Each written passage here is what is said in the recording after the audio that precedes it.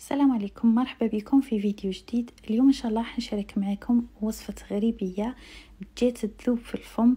وصفة ناجحة ومضمونة وسهلة وليه وجدت، يعني هذه من اسرع الحلويات اللي حضرتها وناجحة، ما تهبط في الفور ما والو، وتجي تذوب ذوبان من اروع ما يكون. ذوقها ما شاء الله. هيا نفوتوا المقادير وطريقة التحضير. بسم الله. راح نسحقوا كيلة تاع زبده تكون ذايبه، انا ما درتهاش بالسمن، درتها بالزبده. هذه الزبده ذوبتها وخليتها الغدوه من ذاك خدمت بها. نسحقوا كيلة الا ربع تاع سكر عادي، اللي ما يحبش الحلاوه بزاف يدير نص كيلة. نخلطهم شويه، يعني حق ما يبيض شوي الخليط، ماشي حتى يتضاعف كيما تاع الصابلي، يعني مع يبدا يبيض نحبس. نخلطوها حوالي 3 دقائق 4، هذا مكان ما تزيدوش. نزيد كيلة تاع كاوكاو محمص وملح، يديروها بون بشوي باش تجي بنينه، ونديرو رشه تاع الملح ونخلطو.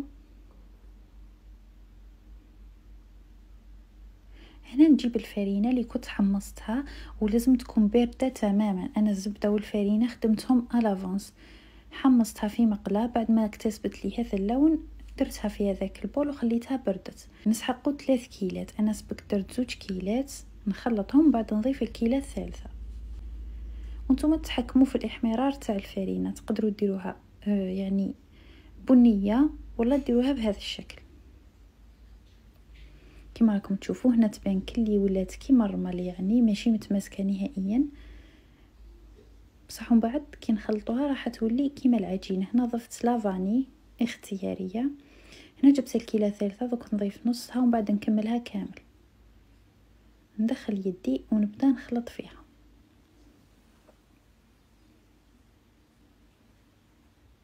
ما تخافوش منها في الاول، حتبان ماهيش متماسكه نهائيا، وبعد نخدموها بهذه الطريقه كيما المبرجه حتى تطلق هذيك الزبده تذوب وتتخلط مع المكونات الاخرين.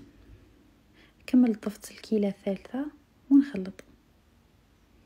دوك نوريكم كيفاش نعرفوها اسكو واجده ولا لا.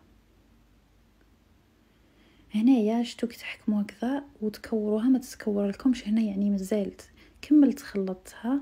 دوك تشوفوا هنايا، شوف كي نكوروها تقعد متماسكه، هنا تعرفوها بلي واجده. اذا تفتت كملوا خلطوا، بصح اذا تماسكت حبسوا، ما تزيدوش تخلطوا. شوف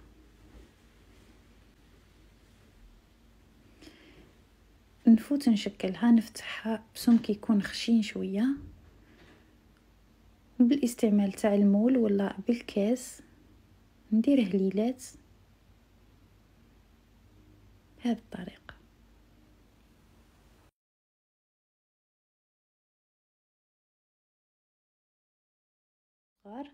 درت هذه الطريقه تاع الحربوش وجبت مول صغير.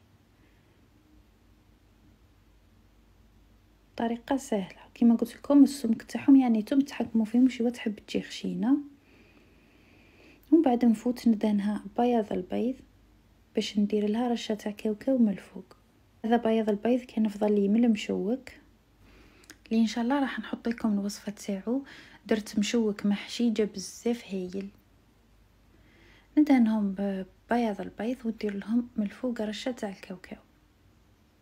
انا ديجا راني مسخنه الفور تاعي على 150 درجه، نكونوا مشعلينه من الفوق وبالتحت. بصح كي ندخلوا البلا تاع الغريبيه نطفيو له من الفوق، نخليوه يطيب غير من التحت. بعد ما يدينا تحميره من التحت نشعلوا له من الفوق، يعني اللي تحب تحمرها شويه ونخرجوها، يعني حوالي 20 دقيقه ولا نحيو، ما تخليوهاش تزيد فوق هكذاك باش ما تجيش ناشفه. هنا بعد ما نحيتها وخليتها بردت، ما تمسوهاش وهي في البلا سخونه، انا خليتها بردت مليح وجيت بسيتها. شوفوا كيفاه لتحت، يعني ماهيش محمره بزاف. الغريبيه تحب الطيب يعني بيضه شويه، ماشي طايبه حمراء. شوفوا النتيجه اللي تحصلنا عليها، جات تذوب ذوبان من اروع ما يكون. والقو تاع الكاوكاو ما شاء الله فيها، ونتمنى تجربوها، على بالي راح تعجبكم. هذه كانت وصفتنا النهار اليوم، نتمنى نال رضاكم وبسلامه. الى فيديو قادم ان شاء الله.